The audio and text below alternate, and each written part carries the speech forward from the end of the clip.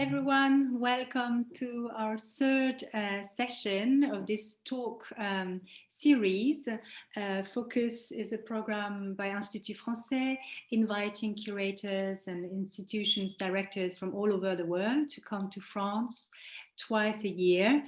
And this time, due to COVID, we're not able to invite our curator guests. So we decided to organize this online talks.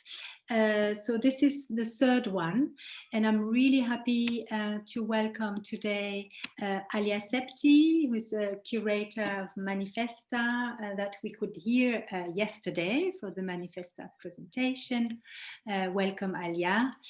So I have to say that you are, you are talking from Berlin, where you are based, and as you are the director of IFA Gallery there. So you are today in conversation with Sara Ouhaddou. So welcome, Sara. So Sara is an artist. So first of all, I will do a short presentation of you. So Sara, you were born in 1986 in France, and you live and work in France and in Paris and Marrakech. So you grew up in France in a Moroccan family, and you studied applied arts at the École Olivier de Serres in Paris, and you started a career as a fashion designer. And so your work is always, there's always a balance between traditional Moroccan art forms and the conventions of contemporary art. And you are right now, you are in residency at Cité Internationale des Arts in Paris until February 2021. And so your recent exhibitions are, for example, recently you exhibited at Appartement 22 in Rabat with curator Abdellah Karoum, and also at Crac in Sète, south of France, Palais de Tokyo also, and you were part of the Global Resistance show curated by Christine Massel at Centre Pompidou. And the most recent participation is Manifesta 13, where Alya Sebti invited you to be part of this this big exhibition. And so I'm passing on the word to you, Alya, to start the conversation with Sara. Thank you very much. Thank you. Thank you so much. Can you hear me well? Yes, very well. Super. Good morning, everyone. I am extremely happy this morning to have the conversation with Sara. And actually, the whole idea is that, it's an ongoing conversation, and we want to share with you some of the discussions we've been having for the last 2 years leading to the preparation of Manifesta. So we would start talking about the piece that has been created for Manifesta and open up a little bit more about different projects. But you will see there is a whole continuity in Sara's practice. But please see it as a more, let's say, an informal conversation. And then we will open for questions, maybe after around 30 minutes, so that we have until 12 o'clock, right? C'est ça? Okay, super. So, yes, we actually, for those who have not been here yesterday, I quickly make a sum up for the organization of Manifesta. We have been 3 curators, at the very beginning 4 curators, then 3, and how we selected the participant, it was each one would propose some participants, and then it was communément, it was a common decision. So everyone wanted to have Sara's intervention in Marseille. The whole thing in Marseille was actually just a pretext to do this piece there, because I think, Sara, if you can tell us a little bit more, it started a little bit before Manifesta, your research, your intuition, and your starting hypothesis for this piece in Manifesta. Yes, thank you, Alya. Thank you, Adeline. Yes, indeed. I was in Marseille 2019 doing some researches about who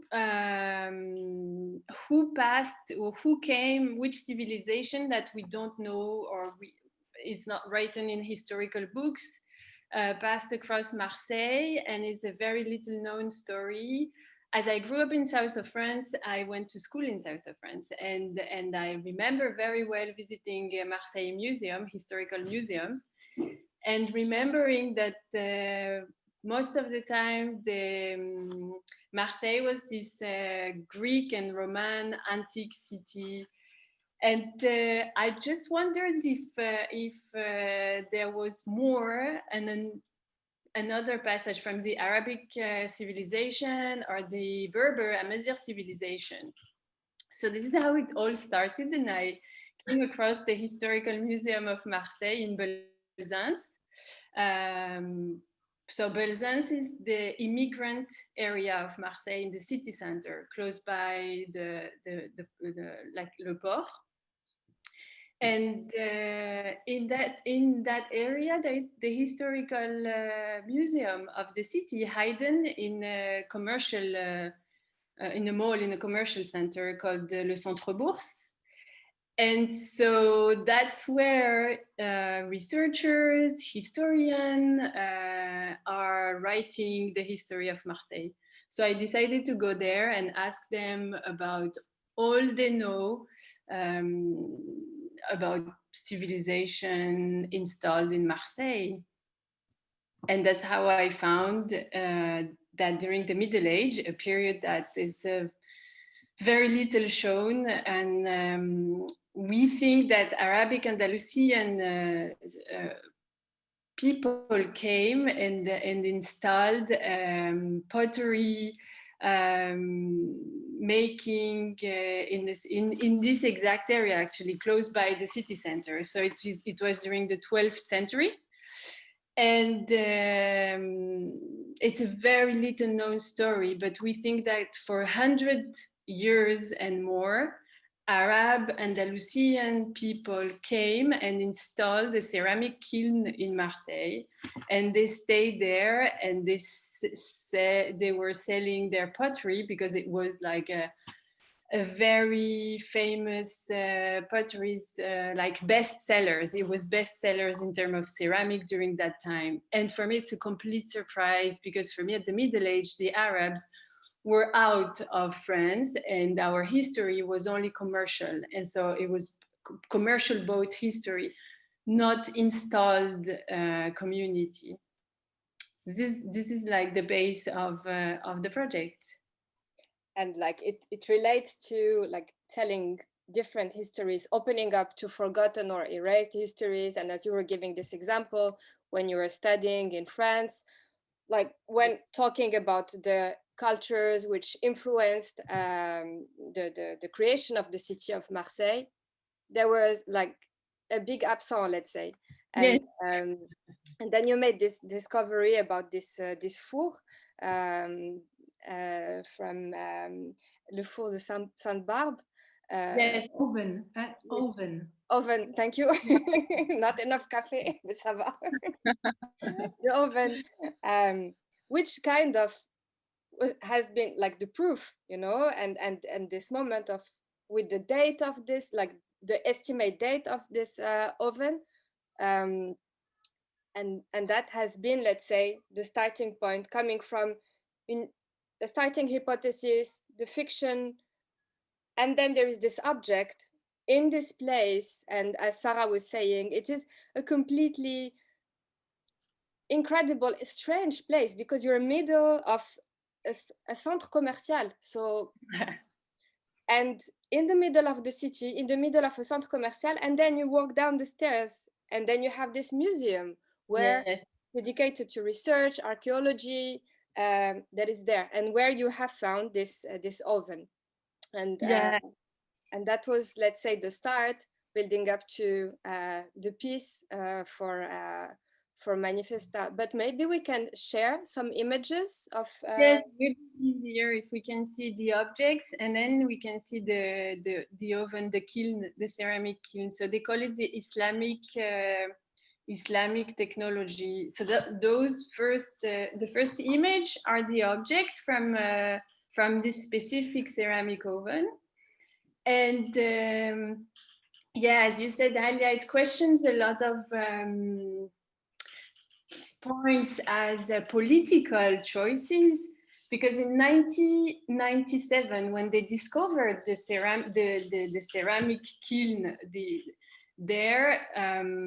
could have continued the archaeologists could have continued their researches and find, mais bah,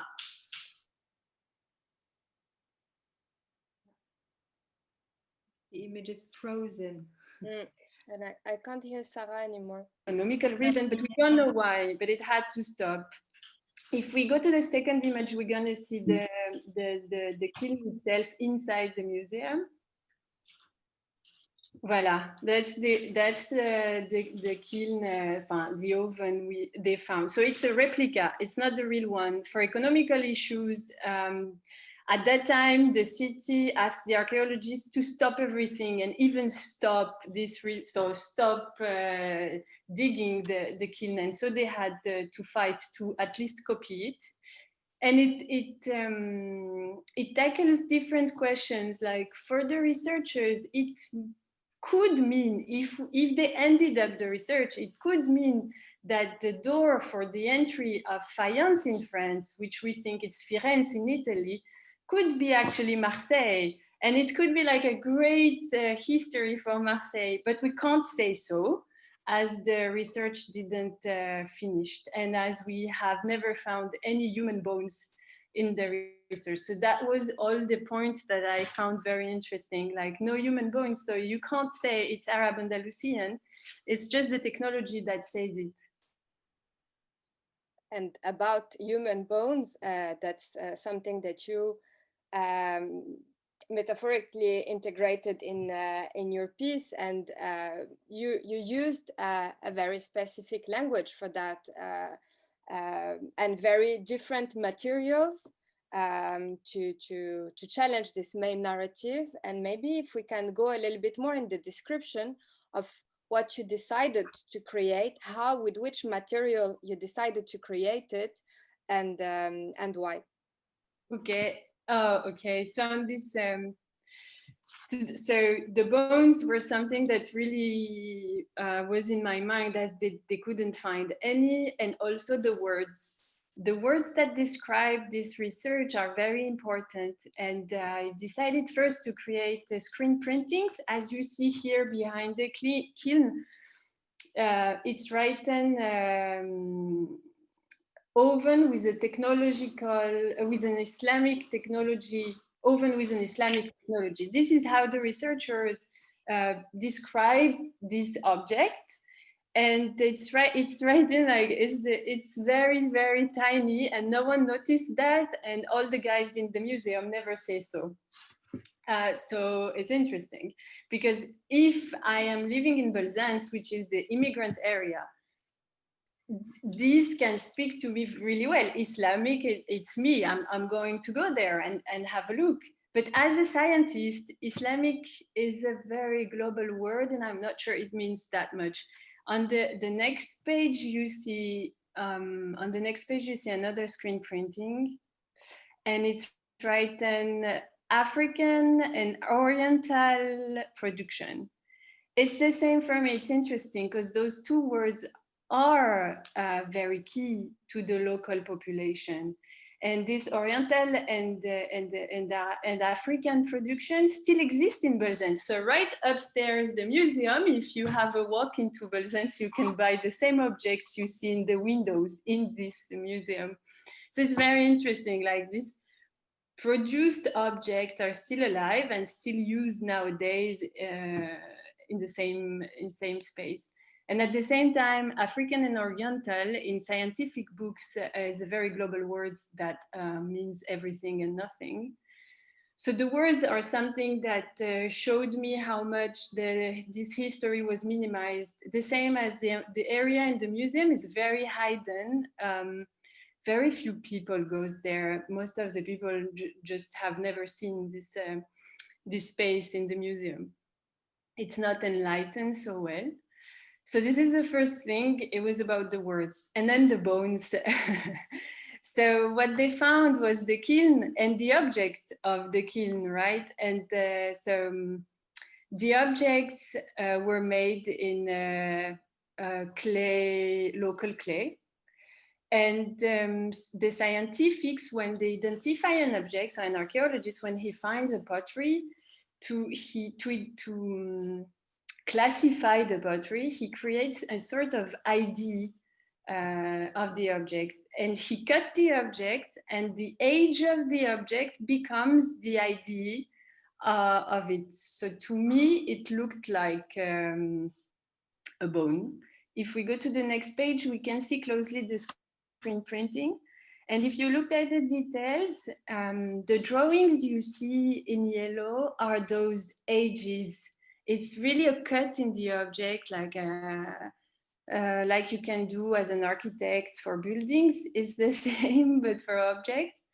And so I directly saw bones, and I decided to personify the civilization that was there for 100 years using those bones. And so the object to me became the people, and I replicate those bones into ceramic, and using the same techniques as they used during that time. So that's when the museum became, because I worked inside the museum. They have a ceramic, if you remember, Alya, they have a ceramic workshop. So I did my research with the archaeologists that were in the museum, but I also produced inside the museum. As the museum is in the commercial center, it was interesting, and as it was interesting to also create inside this space where just on upstairs they sell still the same objects, so we could question all the paradoxes and the parallels of this space actually. And then, so you can see on the next page the installation. So the bones were, so what I did with those ceramic bones, I had like thousands of bones that we made inside the museum, and we collaborate with a craft woman. I sunk the bones inside Marseilles soap. At the same time, during the Middle Age, Marseille soap came from Aleppo soap, of course. It's the same moment of creation, like the different civilization created different technologies for craft, and Aleppo soap arrived in Marseille during the Middle Age. So I collaborate with local crafts, and we created, it's like a fictional space where you can see an ongoing research of the museum. The actual never showed research about this specific kiln, as if they digged into the necropole and found out different architectural objects made by this soap and bones inside. So the ceramic is encrusted inside the blocks. Looks like columns, or it could look like the carotte as a sample of earth that you will analyze. And you can, well, that's the entrance. So here you can, if you can describe also, Alya, this space that we all choose together, that is in between the museum and the commercial space. And there is also the use of the language. We have been talking a lot, like in the making, about this whole idea of accessibility, being in Belzunce, like how do we address, how do we want to bring people in without creating this kind of hierarchic approach or hierarchical approach of contemporary art, how to break that and to really make something accessible, how to also yeah, propose an alternative to the, let's say, what could be contemporary art space. And as you said, Sarah, it's a space really in between, and the whole way we displayed the work, your choice of material to display the work, as you can see here with les étagères, shelves, thank you. But also the neon, the writing on top, and you see here in Arabic and then in English. Like also that has been part of the installation, and it's maybe Sarah, you want to say a little bit more about like the using and what message are being displayed there and why you wanted to use this. Yeah. So so here you are at the entrance of the museum. If you haven't been in Marseille, it's a very weird space. The space is located, so you're walking into the commercial center, you're into the mall with all the brands around you, and there is the entrance to the museum inside the mall. And that space is always empty, or it had weird windows, because the museum is always trying to make a link between, because the spaces are really paradoxal, but there is parallels to make. So I wanted to make the parallel and show all of it here. So it's like you enter a commercial space or a storage, a museum storage, an archaeological storage. And the two signs, LED signs, are commercial actually. It says, dear customer, welcome to the Museum of History. And today we're gonna show you the real history of Sainte-Barbe. So it's a commercial to attract people that are shopping in the mall. And it kind of worked. It was kind of funny to see those people coming. Also the soap, the smell of the soap attracts people. And the soap is like the best seller for touristic market in Marseille. It's something that you see everywhere across the city. So I wanted to have it in this specific space. And so you enter in this sort of corridor of a shelf storage.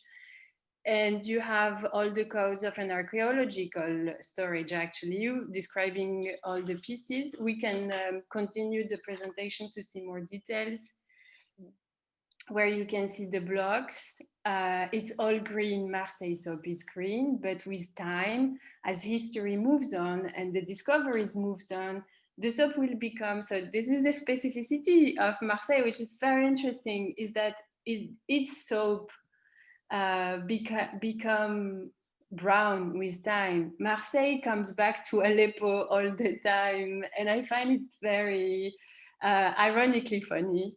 So the installation aim is to change with time. I think this is like early pictures. If we go now, the soap will become more brown.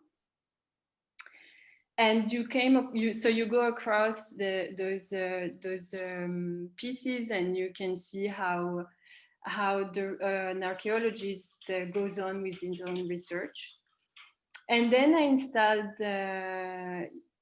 You can see more details about the blocks. You can continue the presentation to show the details of the blocks. It's really like carrots, and the bones will also appear by time. So the specificity of the soap is that when it dries, it becomes smaller and smaller. And so the bones will fall down, and we're gonna see them more clearly with time. I wanted to have to include the movement in this installation, to really question the position of an historical place, an historical museum. All the histories of Marseille are written there, but everything we know now, of course, will change tomorrow.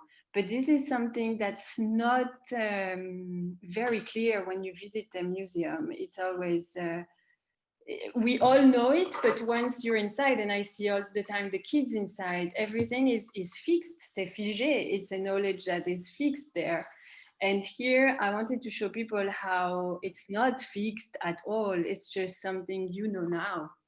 And then, so I continued the installation. We don't have more pictures, but it's 3 tables, blue tables, where I imagine that the archaeologist will broke the objects to see what's inside. That's what they do basically all the time.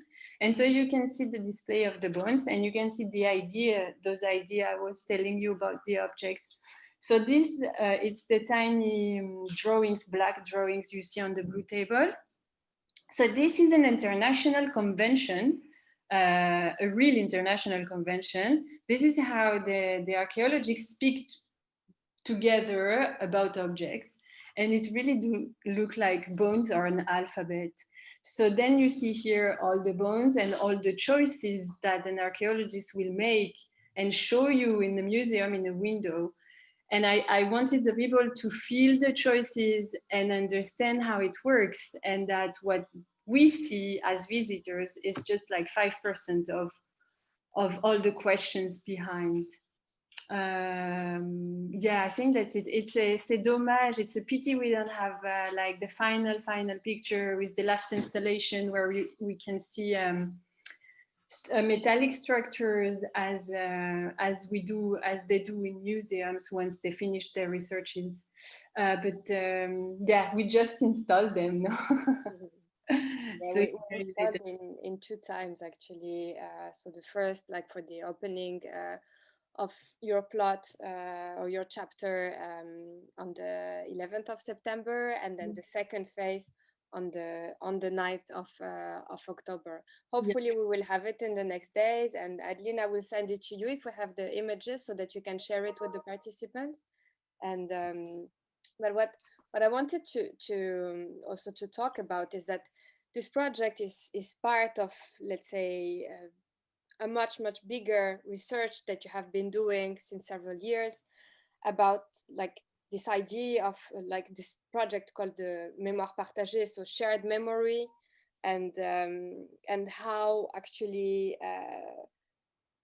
similar symbols across very different places are being like resonate with each other and are being shared or not. And it's an open question that you ask. Would you like to share a little bit more about this share memory project? Yeah, yes. So this project in Marseille is part or in continuation of a more global research I'm doing since a couple of years about shared memory between remote territories, and it began with the shared memories in the signs or symbols, knowledges or systems, symbol systems that are held by domestic objects and made by humans during proto-historical time, but even after, like the first object the human has been doing.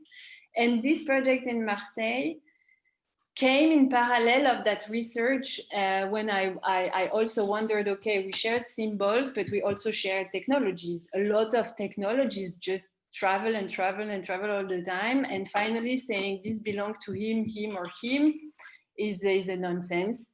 It's a global shared thing to me. This is how I see it. I see it as a global continuously. I don't know if this word exists in English, but anyway, and it's something that never stops. So you can't say it belongs to me or it belongs to someone else.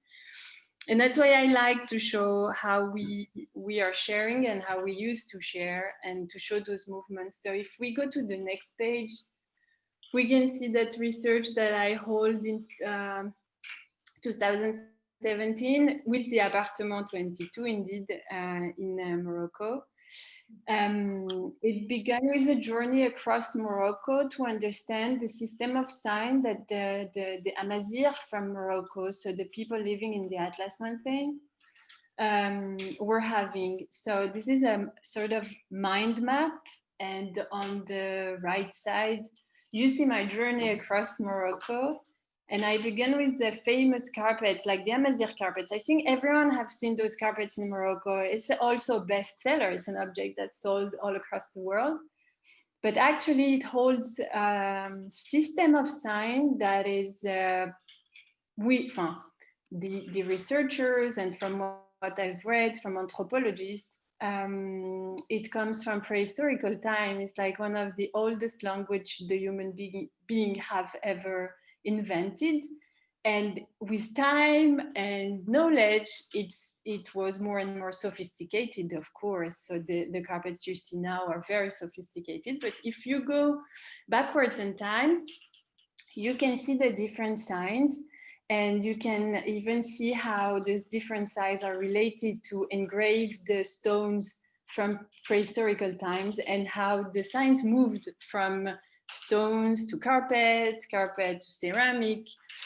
And so I studied those movements, and I studied how human being is able to carve its own environment to create something systematic, to make it more understandable, to make it understandable for the most. Like, how do we systemize something that is full of substance, and how sometimes we also empty the substance to create a system of language that you don't even remember where it comes from. So that was the thing I was doing in Morocco, and I wondered why that system of sign never survived. The Arabs arrived, of course, and the religion arrived, and so the book, the knowledge of the book, took place, and the oral knowledge was not the one used by politics and most of people. And I just wondered how it could have evolved if it had a chance to evolve. And in the 90s in Morocco, the government decided to recognize the Amazigh culture, and they decided to create an alphabet for Amazigh people.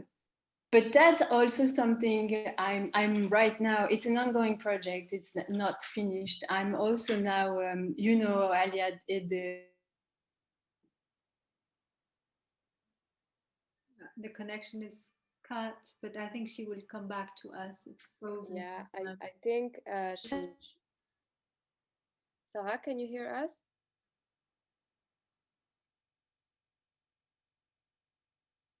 It's due to the connection slower.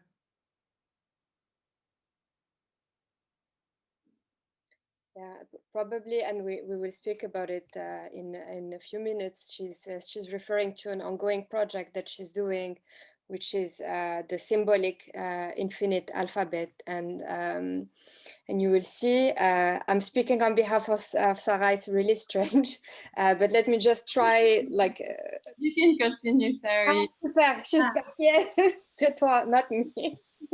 So we stopped when you were started to talk about the alphabet, and also like how we could relate that part, and still like we haven't discussed about the part connected to Japan, but also what I would like to ask you to talk about later on is this alphabet and this symbolic infinite alphabet, like this that alphabet abstrait that you have been working on for the last years. Yes, it all comes from this research indeed. So then I tried to think about a civilization that shared the same alphabet history as the Amazigh, and I thought of Japan. To me, the Arabs of Japan are the Chinese, and it's in time it's sort of the same effect like the Japanese used to have during prehistorical time. Very sophisticated system of understanding hold into their pottery. The Jomon period, Jomon pottery, so it's the left hand of the map. I went there and I did the same journey during 3 months, going back on time on their own history, which is much more difficult than in Morocco. Like, even if in Morocco, we're not good at history, in Japan, it's much more complicated. So the project is still ongoing now, because it takes me years to be able to have a deep relation and connection there to show me that history, their history. So they had a system of signs. So what I do basically is compare the signs and try to find common signs in drawings and in meanings also. And I found a couple that you can see on the map. It's like 7 are actually the same. And now the more I dig, the more I found. And also I have this debate with them about, so those two people never met in terms of civilization. The people from the Atlas Mountain and the people from North, so it's North Japan that I'm interested into, never met, but they hold same signs. And it re-questions this idea of universal way of communication, universal way of expressing ourselves as human beings. It's an utopia for sure, but I like it, and I find it interesting that we can still revive that utopia. And more scientifically, we can also question this idea of a human being facing the same environment, facing the same thing. We produce the same thing at the end of the day. And then political system and something else will construct the society. But so that was the beginning of all this this question about the language. How can you create a language that is felt by people but not specifically read? And so that's one part. And at the same time, it made me wonder, how does the immigrant, when they come somewhere, because I was in Japan, and you are somehow illiterate from the place you are in, you can't read. And I feel the same with the Arabic, because I don't read Arabic, I don't write Arabic. How do you read? How do you feel the writings? And it made me wonder how my parents made it as illiterate in French, and in Arabic they finally could read. So this research brought up a lot of questions about the language indeed, and that's how I began to wonder if I could create a system of language that we can read, an abstract system that we can read by blocks. We can feel, you can understand where it comes from, because culturally it embodied all the codes of the culture of the place it comes from. But at the same time, you can't decipher. You have to you recognize the blocks. And in the Marseilles first screen printing, that was my first tentative attempt of this type of alphabet. And that one was a mix from geometrical Islamic geometry and Arabic letters that I mix, and I continuously change it, like even now. And it's an ongoing project that I never stop. Even if I'm researching something else, like now Japan, I keep doing it and I keep changing the letters, and I keep writing text, poetry, legends, words into that alphabet. And I use it in glass a lot. I write a lot with materials, as we used to write with objects. And here, so that's the other hand. So I have this Arabic one and I have this prehistorical one ongoing at the same time. And I like to work like that. For me, every time one research brought up a question, I jump into it and I keep going. So here is the second one. We can keep going on the presentation, or as you know, as you want, Alya. I think we have some examples in the presentation, and we can keep going. Also, I'm looking time-wise. If we want to open to questions, I would like to touch upon like one last topic that is it's not even the topic. It's really like one practice that has been ongoing with you, as you said at the beginning, like this question of like traditional way of expressions, and this very strong connection between, like, you bring together this. So far there has been like this separation between craft and art, and like how do you weave, how do you work like in your ongoing practice between the practice of artisanat, of craft, and your work now, and also how do you collaborate with people who are dedicated to mostly this practice of artisanat?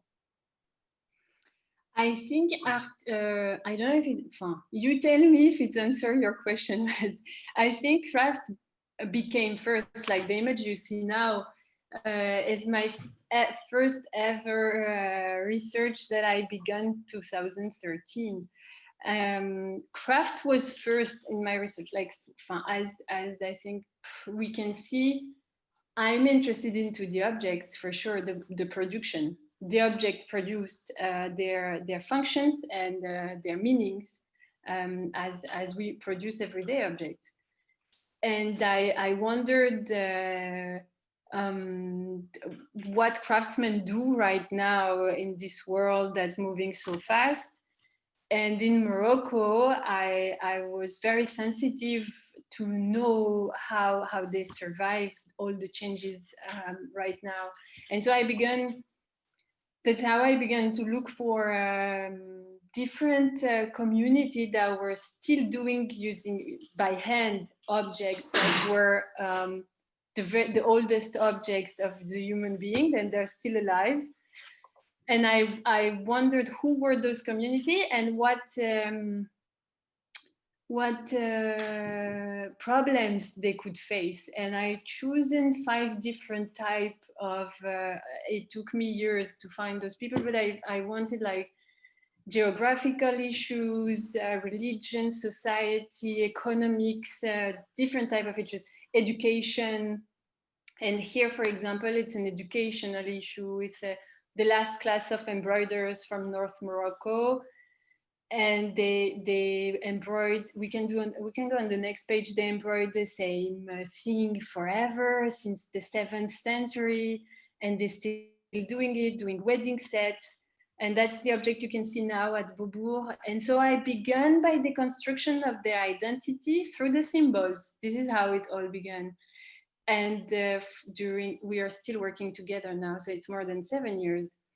And I introduced to those, so I found those people with different issues that it takes us really a long time to analyze.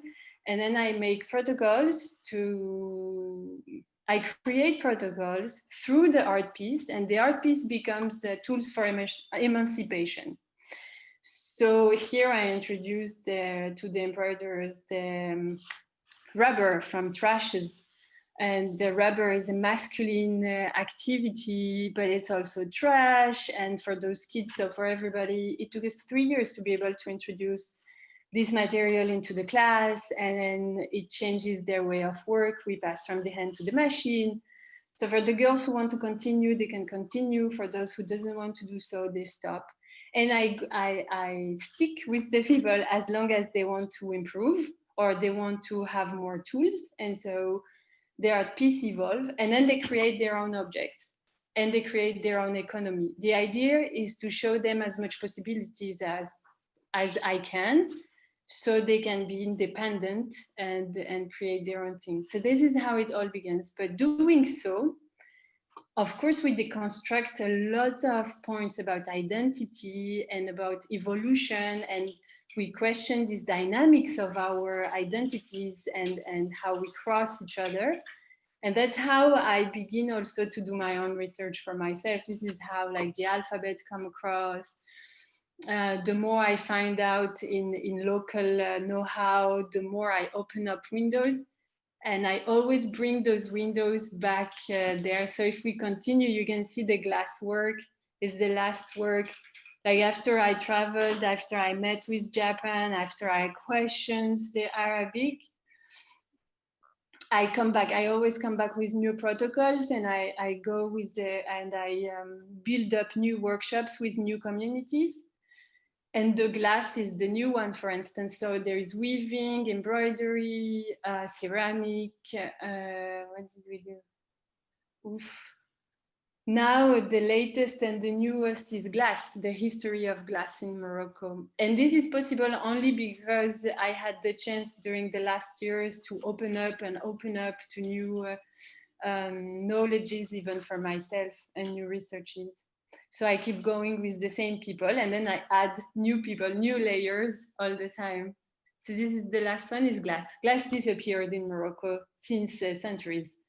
it's been a while that we haven't seen any production in glass in Morocco, except for touristic markets. So this piece is like a cross of everything I'm working on these days.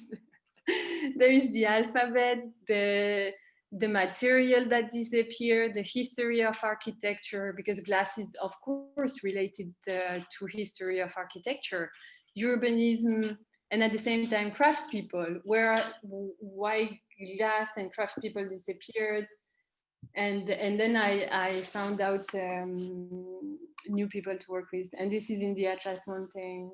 So yeah, does it answer your question? Yes, it does. It does. And yeah, before opening up to questions, I would just like to wrap it up with actually someone who listened to Sarah when you were doing the encounters that we organized within Manifesta for the Mediterranean. With Limera, where you will have also all the participants will have access to it, even though it's in French. One person who did like the conclusion after also listening to your intervention wrote this text, and I'll try to translate it, but he says like that art has three notions. The first one is freedom, second one of grounding as a placeholder of forgotten and erased stories, and the third one as this link, bridge, bringing together what has been separated and remembering our wholeness and humanity. So it's his words, it's Dries Ksikes, listening to also Sarah's intervention, and voila. Thank you so much, Sarah. It was incredible. Thank you. And no. And I will.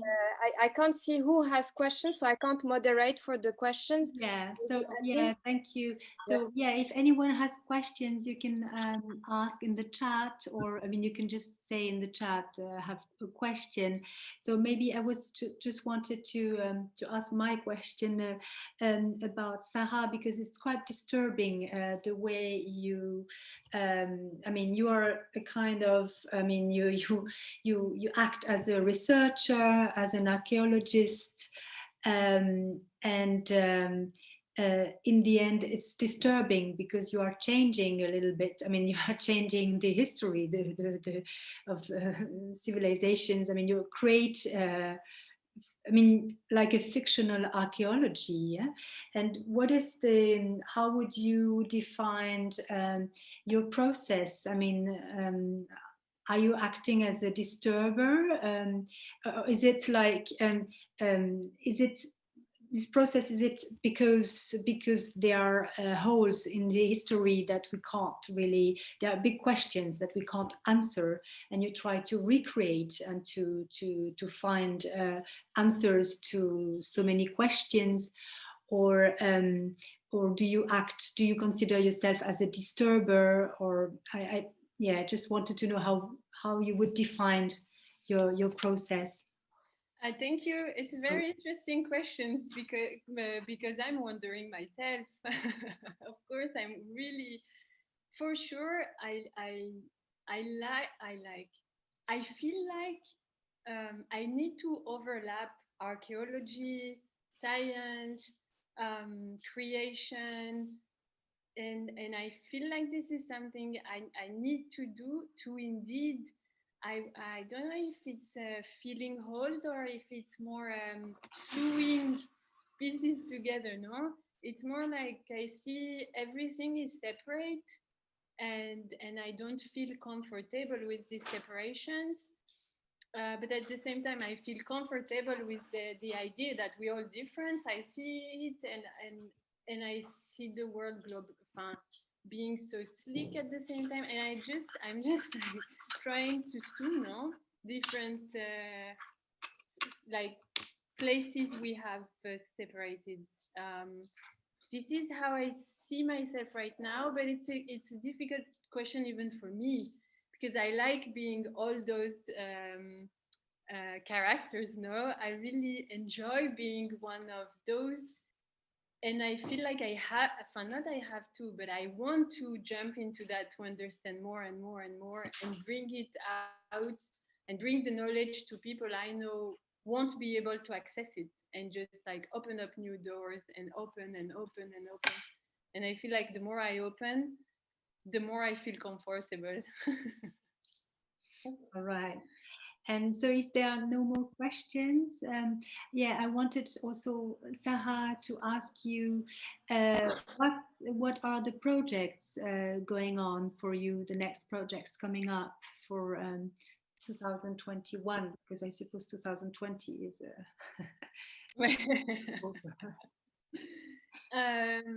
Well, I think I'm continuing like now this, and I hope to be able to finish this research about Morocco and Japan, all the signs, and I hope to finish it for early 2021.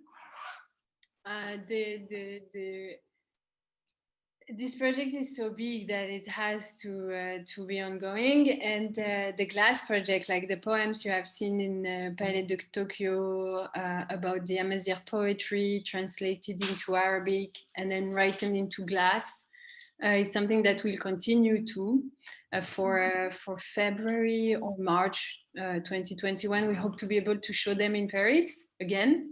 All right. And in terms of exhibitions, I mean, you have upcoming exhibitions. Yes. Well, we have with this AA project, the Reina Sofia, coming in February. We hope it's all we hope. I'm not sure about the openings. About the languages, the Kunsthal Mulhouse is also something coming next February. And in my gallery in Paris, we hope to be able to do a show. And now in November also, there is a show at La Cité des Arts, Répar Reprise, November 19, about craft. Great. So we have two more questions. So first of all, a question from Diana Marinkou. Diana, give you the word. Yeah, so thank you so much, Alya and Sara, for your presentation. So I was wondering, in connection to the first question that Adeline raised about you doing this multiple, let's say, roles, doing research, historical research, archaeology, artistic work, and so on. I was wondering how the communities in Marseille, the Islamic communities that you actually directly address through your work reacted to the work, and also how, for example, more the academical side of historians, let's say, react to your approach, because I think it's also interesting to reflect a bit on these points of contact between art as research and other fields. Yeah, your question is very accurate, actually, because from one, well, Alya, you can complete, but I can speak for the moment I was working in.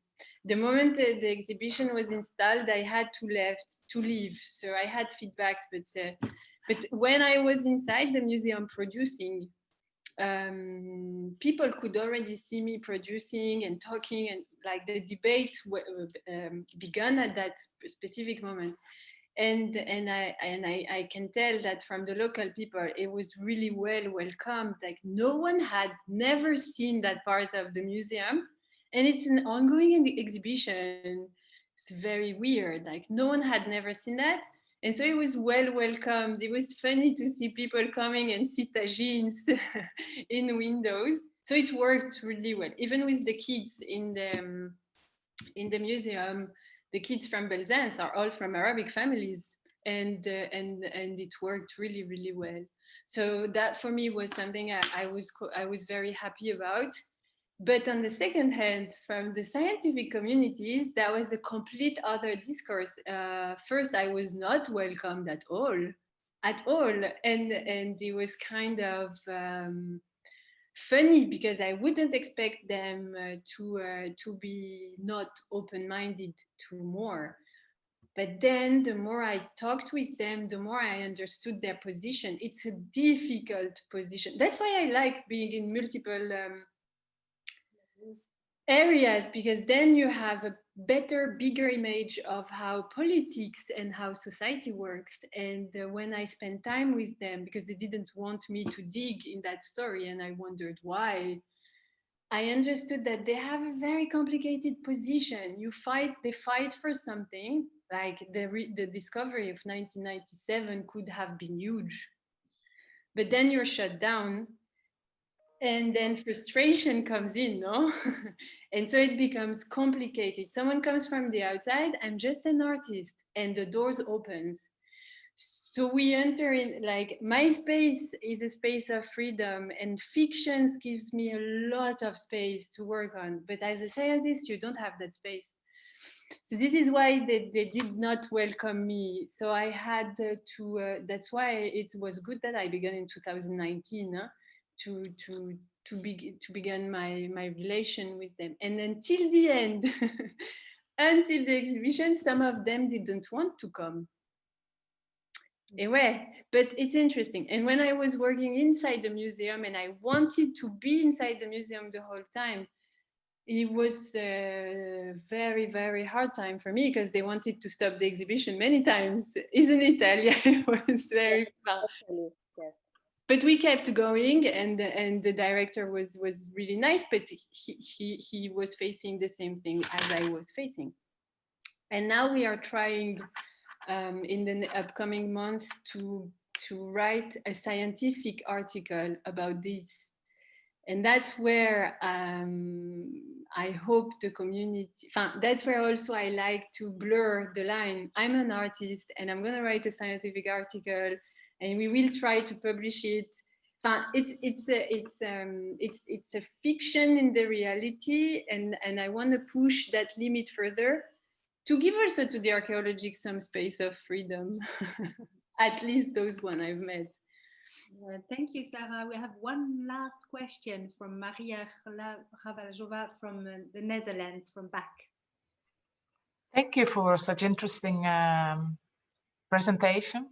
I have a question to Alya and Sara that had kept coming back to me throughout the presentation, and it relates to what director of Manifesta said yesterday to us. She said literally, as I noted it, that Manifesta no longer focuses on contemporary art, but on urban research. So I wonder whether you as a curator and you, Sara, as an artist, identify with this diagnosis of Manifesta, or is it rather that contemporary art has changed and kind of expanded its fields of operation? So do you identify with the fact that Manifesta, and there's also your Manifesta, that no longer focuses on contemporary art but on urban research? Or is it rather that contemporary art, the nature of contemporary art has changed? Tu veux commencer? Non, non, vas-y. J'ai ma petite idée, mais vas-y. Okay. Thank you for your question. It's yeah, I think like the whole context where the Hedwig, the director of Manifesta, was talking about yesterday is that since the Palermo edition, they have been doing this atlas based on urban research, the Palermo Atlas, and then the study with the MVRDV, but also when we were appointed as curator, amongst the first conversation, and it was very present, like this request to to open up a little bit from the practice of classical, or we can't say classical contemporary art, but I think like the language of contemporary art. And I started by saying we were four, because I think the person who unfortunately could not make like until the opening, Marina Otero, who is she's the head of research at the Neuvet. She's trained as an architect, so she brought in so much from, like, let's say, an architectural research point of view, and brought a lot, like, into building the whole context. And then on a very subjective position, my way of working, I try as much as possible to break with the classical approach of contemporary art, the word cube, and that is the case for many curators for a long time, to bring together many different languages. So I think, per se, the practice of contemporary art, as much as I'm concerned, and the artist I'm lucky to work with, it's much broader, and it embraces, it's a kind of also, Sara, when you were talking about weaving together, this whole idea of bringing weaving together is something that speaks to me at least a lot. And I can use the language of contemporary art and open it a little bit more with that. I don't know if it answers your question, but I think it has been a parallelism and a coincidence.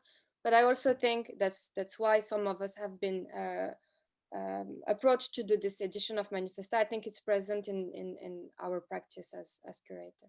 Sara, ready? I guess Manifesta just had the sense of the contemporary art field changing. No, I guess it's just that we are all moving. And it's an interesting question also for me, because I never asked myself such questions. But it's more because I'm not coming from the contemporary art field, and I just embrace it very naturally, I guess. But it's a question that I'm now, since a couple of months, hearing quite a lot, that several artists or a generation of artists are coming and changing is it a real change? I don't know, but we are, changing the nature of contemporary art, of how we used to see contemporary art, I should say. But yes, I think the nature is moving, for sure. I really do. Now I understand it, that it's moving, but it's something that is very new to me, because I never wondered. And I think I'm not the only one. Like, I think you can see that moving because you're outside, but I can't. But I'm just doing the thing. But now, yes, I think nature of contemporary is changing. Thank you so much. Thank you very much, Alya. Thank you. Thank you very much, Sara. So for this great conversation. So we will carry on today with another talk starting at 2:30 with Marcel Duchamp Prize nominees. So two of them will be speaking, Kapwani Kiwanga and Enrique Ramirez. So I see you later then, yeah? Thank you very much. Bye. Thank you. Thank you.